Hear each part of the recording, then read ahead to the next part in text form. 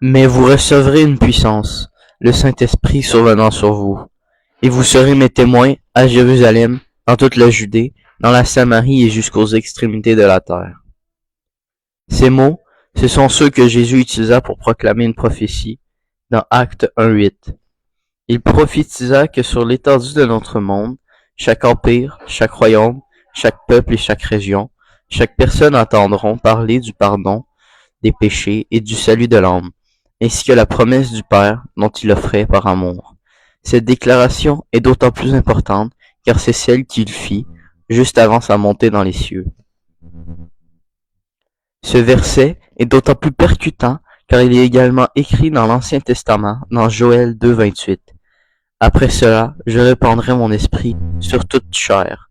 Vos fils et vos filles prophétiseront, vos vieillards auront des songes et vos jeunes gens des visions, même sur les serviteurs et les servantes.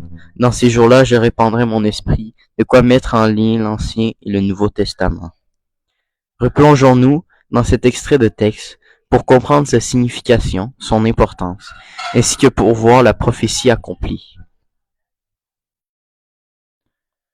Pour cela, replongeons-nous dans le monde de l'époque, au 1er siècle, après la naissance du Christ.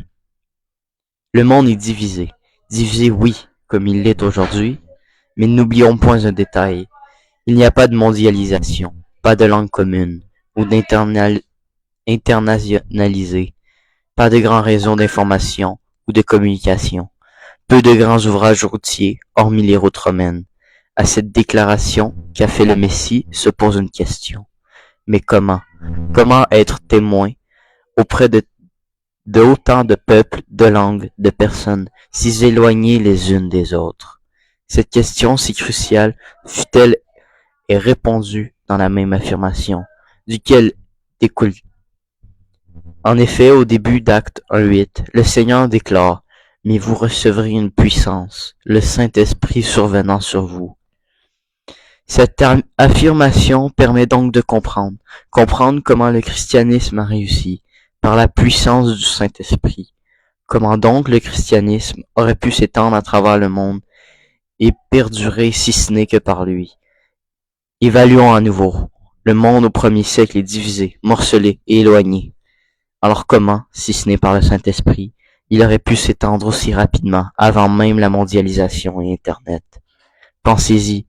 Prenez n'importe quel lieu sur la terre, n'importe quel pays, n'importe quel peuple, et vous pouvez être sûr qu'il a déjà entendu la bonne nouvelle.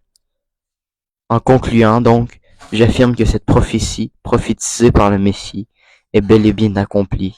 En effet, il est écrit: Vous serez mes témoins jusqu'aux extrémités de la terre.